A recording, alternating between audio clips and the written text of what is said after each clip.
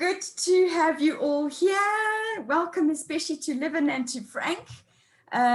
You'll get a sense of what we're doing. So I'm going to throw Jasper and Trevor and Edward into the deep end first so that you get a sense of what it is that we do. It's about really each person contributing with ideas and stories and experiences around a topic.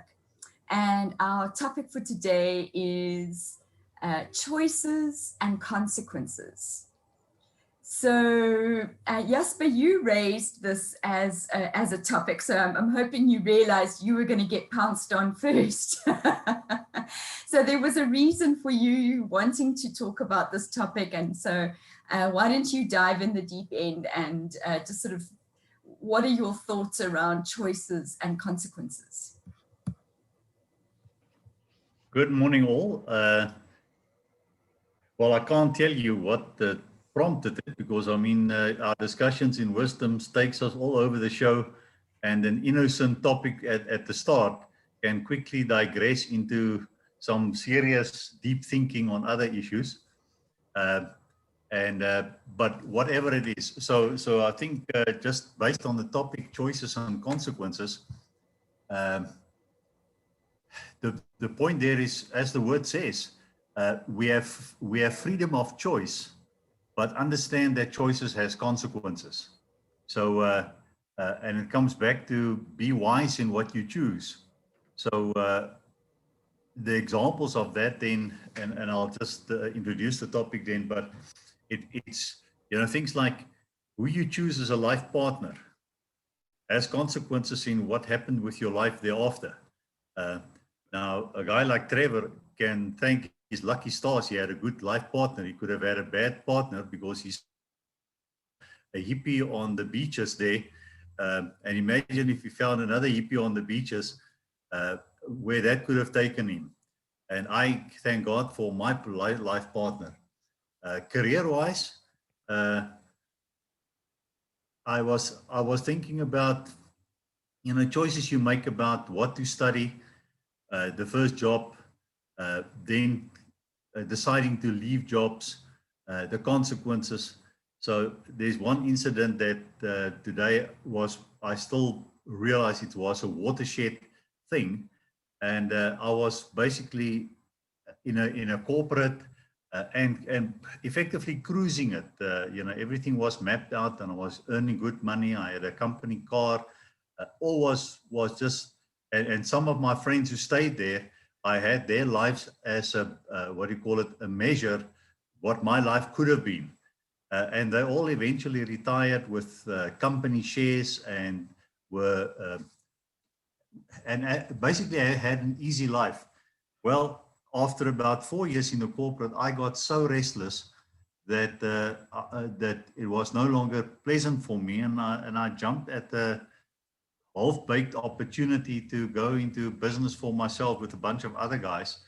And I knew the moment I resigned that was a wrong decision.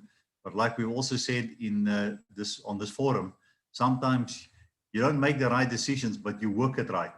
So I had to then spend the rest of my life until now to try and make it right. And the consequences was financially tough for us. Looking back, compared to I could have had an easy ride.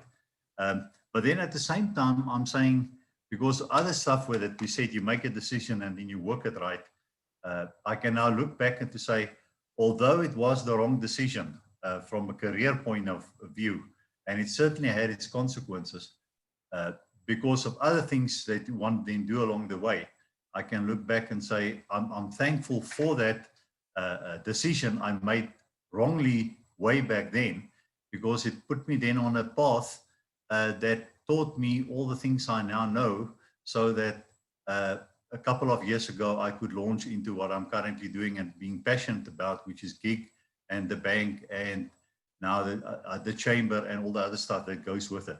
So I think that's enough of an introduction. So then we see where the decision takes us. Thanks so much, Jasper. As you say, great groundwork. Edward, you've had the weekend to think about choices and consequences. So Yeah, unlike Jasper, I haven't got a company car. I haven't even got a car. As you know, I've gone car free. But I thought about when I did my big walk in Scotland, I was going alongside a loch, and a loch is it's a Scottish name for a lake. And there was this river I had to cross that was joining into the loch. And because it had been raining a lot, it was in flood. And I looked at it and I thought it wasn't safe to cross it. Because two things were going to happen. I'd get knocked off my feet, washed into the loch. I'd either not get my rucksack off and drown, or I'd get my rucksack off, get out, and then I'd be wet and cold with no shelter, no change of clothing, and I'd die of hypothermia. So both choice, if I'd chosen it, I would have died more than likely.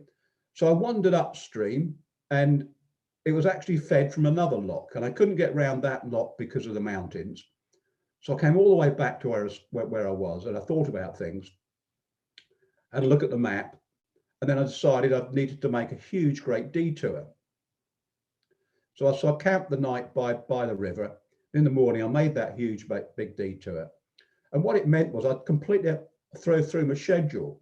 And it looked like I wouldn't get to the only shop nearby before it closed. But I thought, well, I'll hurry and see what happens. And I got there just before it closed. And in the shop, I was chatting to the guy. I said, I'm trying to get to this bothy. A bothy is a basic stone cottage you can shelter in. Has nothing else, just the bare floor. I was trying to get to this bothy because the weather was really bad. And I said, "We think I'll make it before dark," and it doesn't get dark until about 10 up there in the summer. And he said, "Yeah, you'll make it." He says, "But just be aware, don't cross the river in front of the bothy. Just go a bit further down, and there's a bridge that's not on the map, and then you can come back." So I did that, and then I got all dry and lovely. And the next day, the sun came out, and I went up to Cape Wrath and got to where I was going. And Cape Wrath isn't the most inspiring place to camp. So I thought, well, I'll nip back.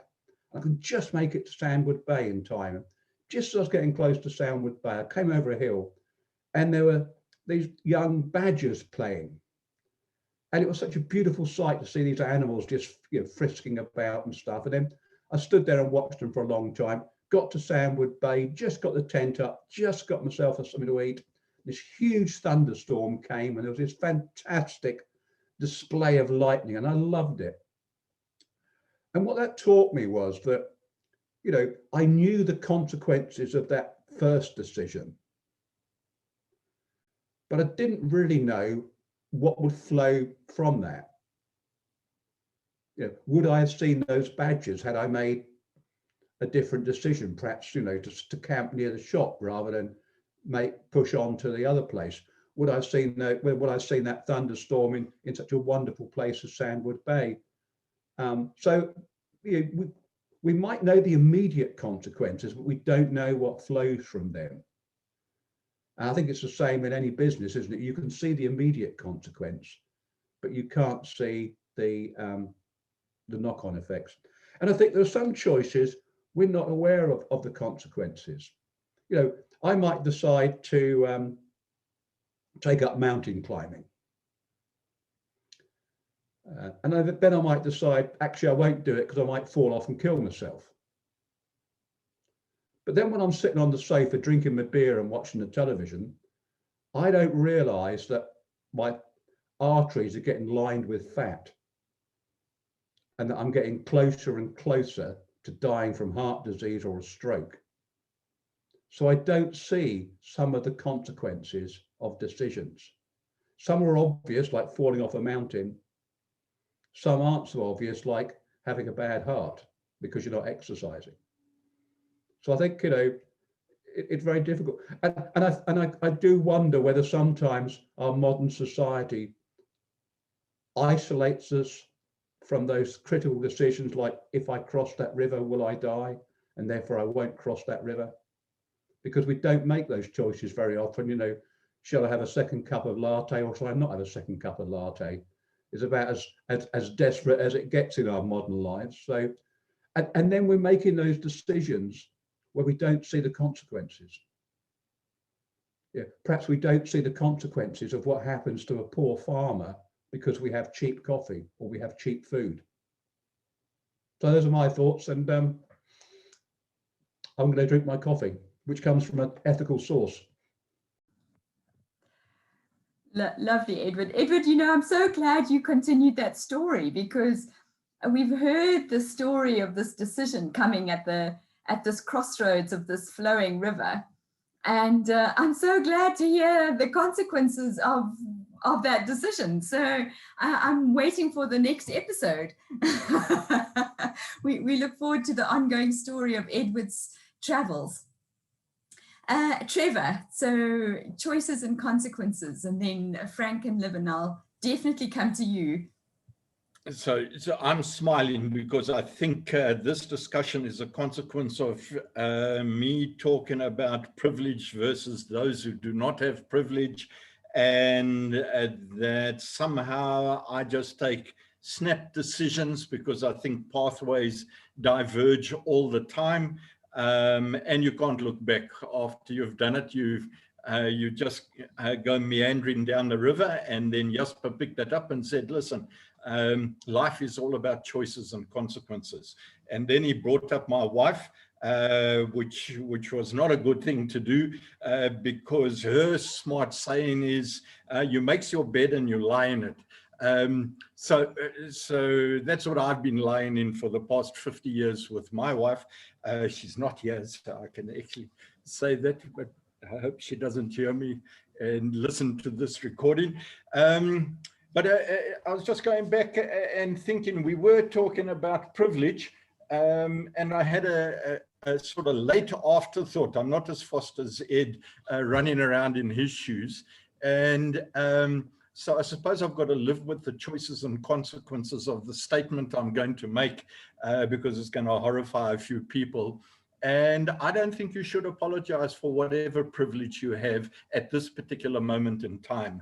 And that just rewinds back for Frank and Livin, in that in my days of really sitting on the beach, I mean, without a cent, for a good number of years, and it wasn't that bad. Those were my choices, and the consequences of that over a period of time was it made me go out there, and I bumped into my wife, and she basically said, listen, if you don't stick around, you don't make any money, you can run, boy.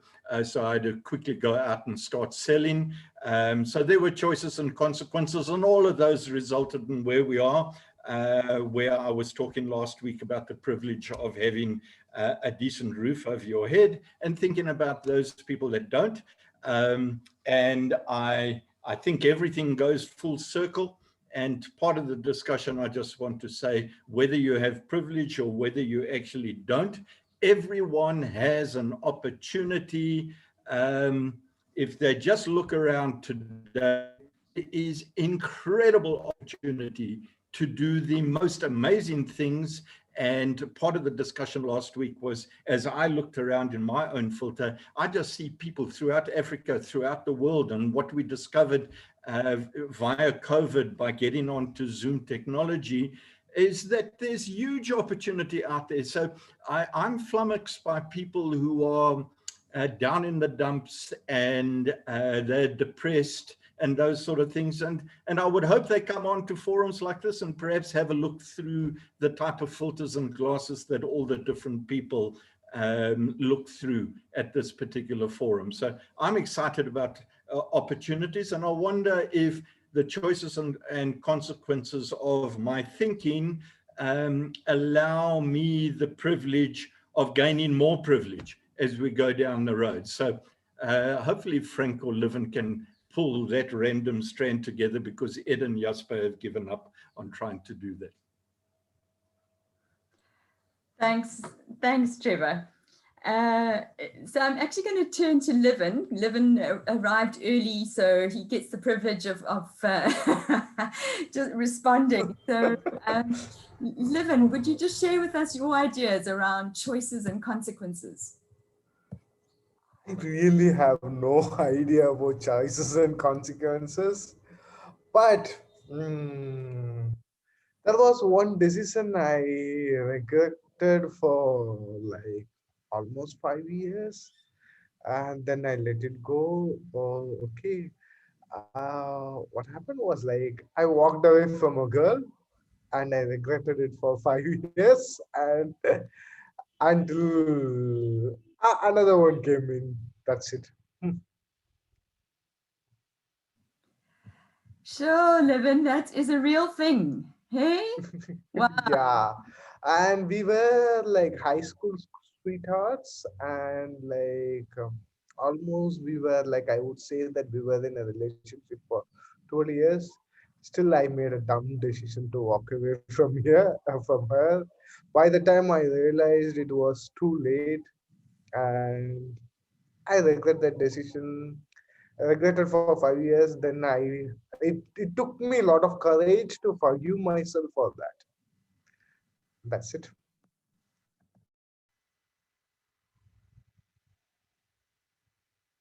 I can't hear you. It You're says on. something about the choices we have to make after we make decisions that we regret. So everything ends up being a kind of choice, doesn't it? Yes. For sharing that. And That was very, very real, and yeah, we've all been there in some way or another. So thank you for sharing.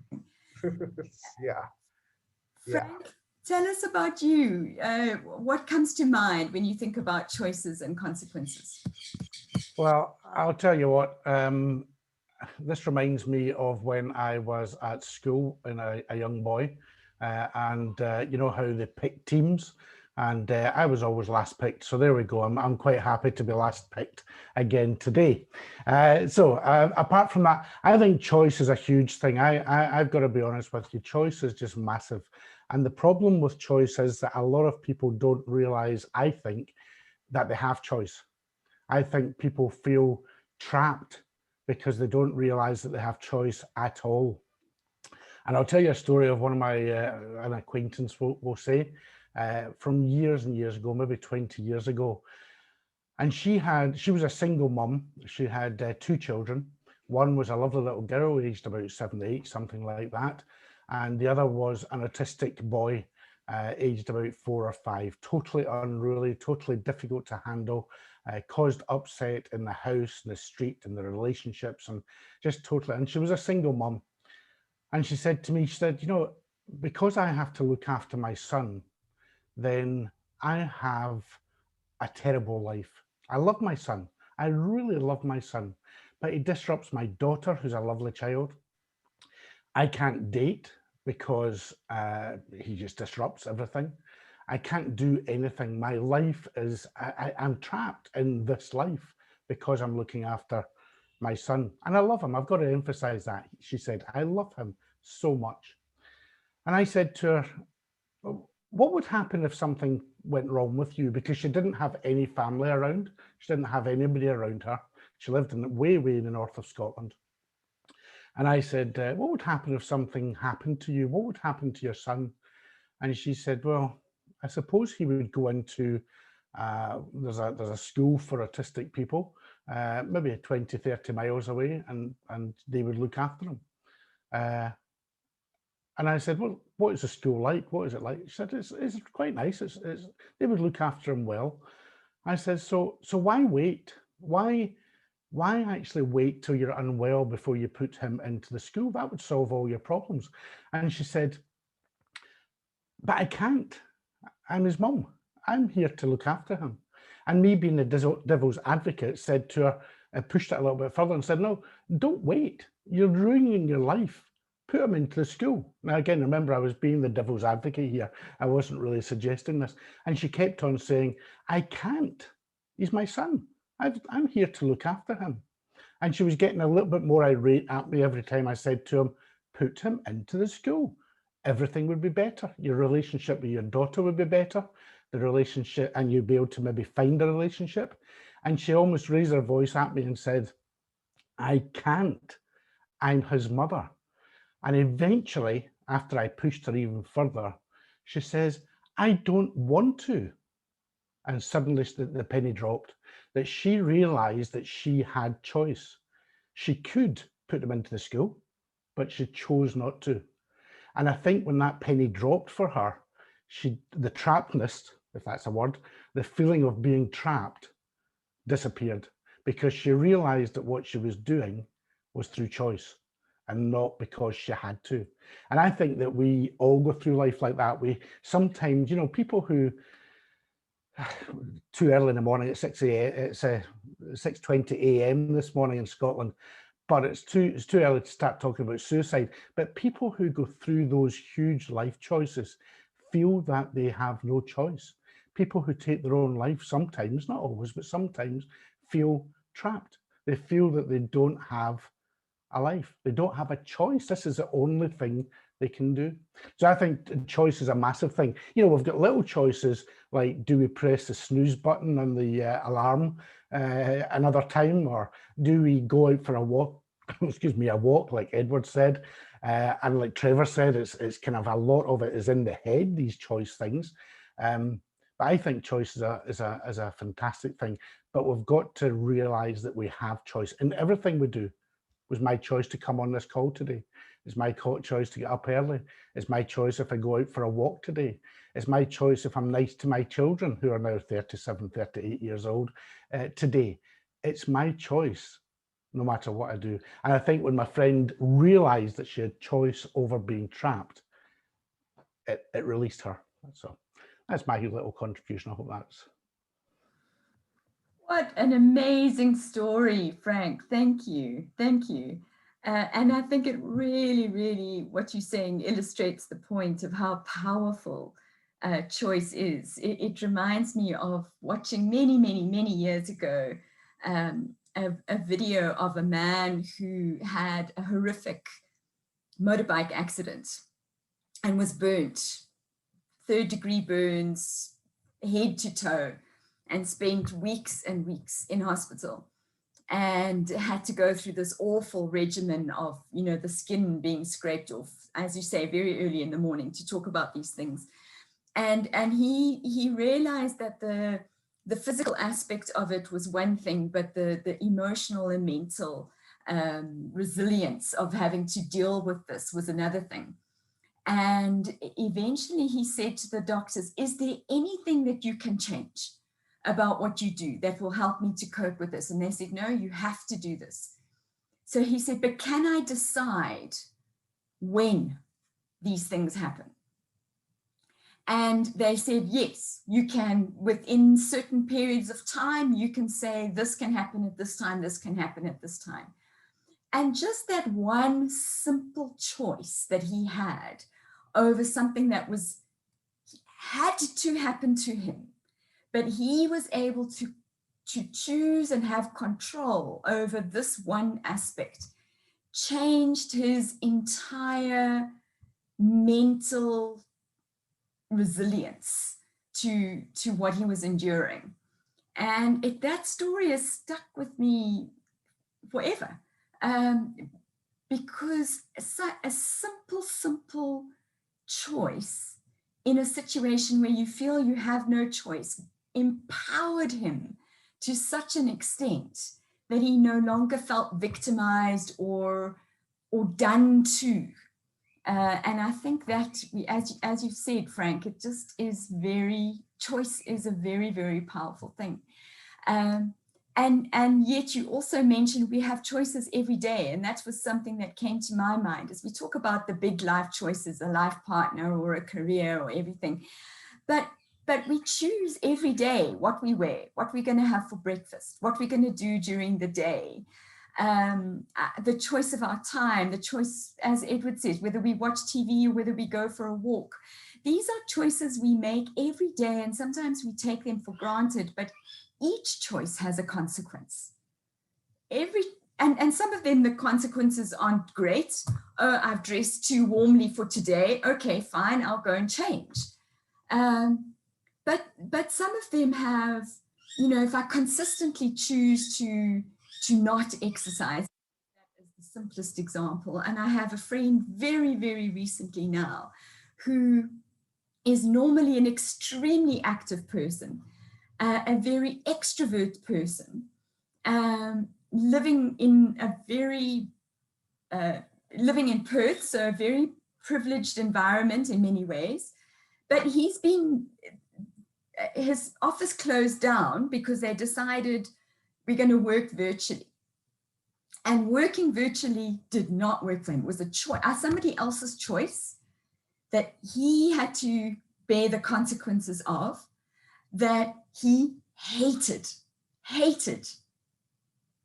And it spiraled him into a mental place of utter depression that he's never experienced in his life before, which was just, he couldn't understand, his wife couldn't understand where he was, the place that he was in.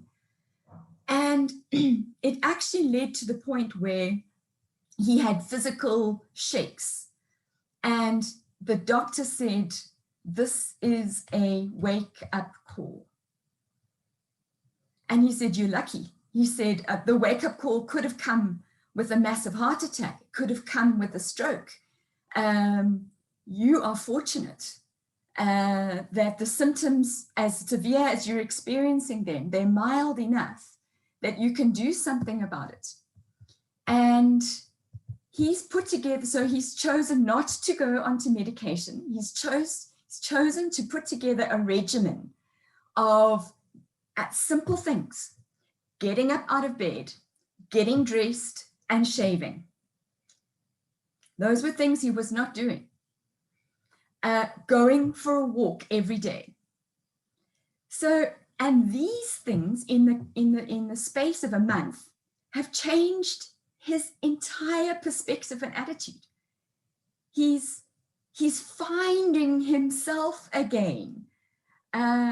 So choices matter. They really matter. And the simplest choice can make a huge difference. So thank you for the topic, Jasper.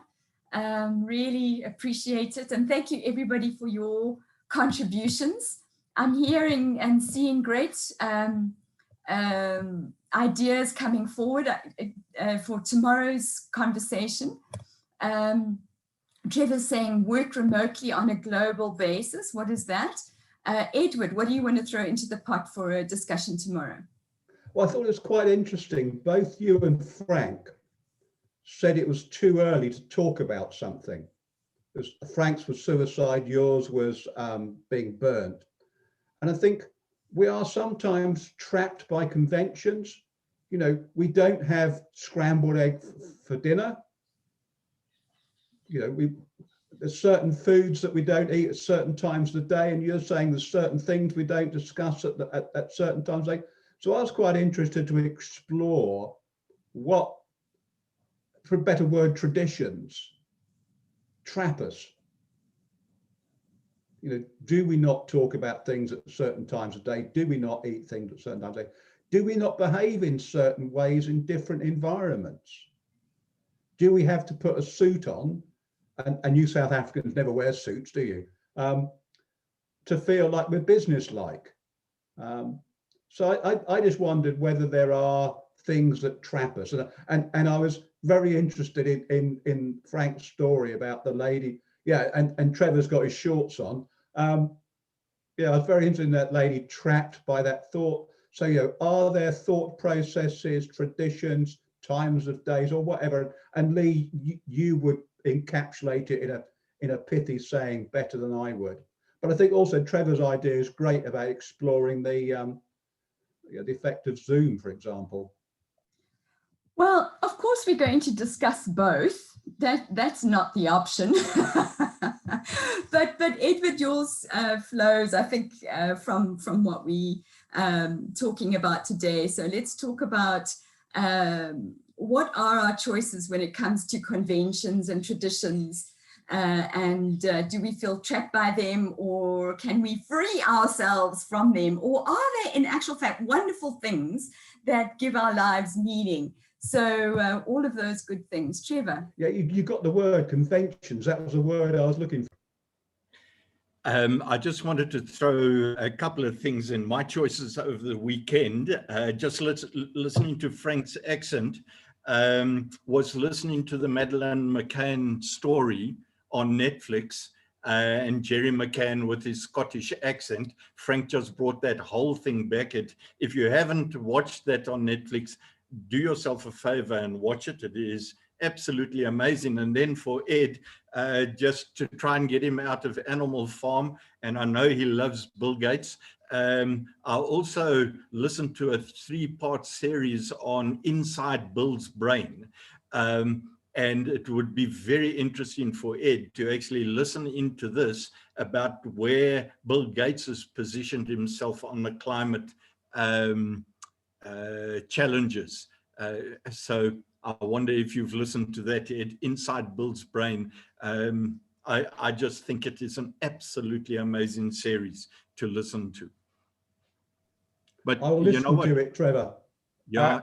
I'll second that. That Bill Gates one, I've heard it, and it certainly brings to light the person behind the persona. Yep. You makes your bed, you lies in it, Ed. You got to listen to this, boykie. And then you'll be able to afford an extra pair of shoes to go running around locks and things. So. Well, thanks everybody. Frank, sorry, you wanted to say something? No, I didn't know. My finger twitched on my mouse, sorry. Oh, it's a dangerous thing. Well, have a great day, everybody. Frank, and you can go back to sleep now if you like. Livin still has the whole rest of the day ahead of him, 11:30 in India. And so thank you. We'll see you all tomorrow. Bye. Yeah, see you all.